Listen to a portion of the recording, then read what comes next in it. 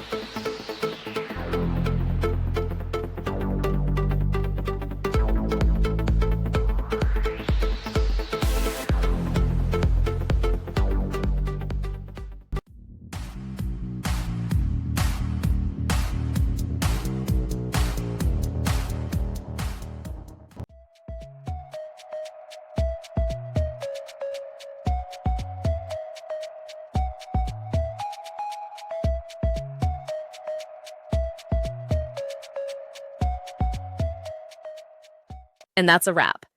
I hope you found the answer you were looking for. If you did, take a second to hit that subscribe button. It really helps out.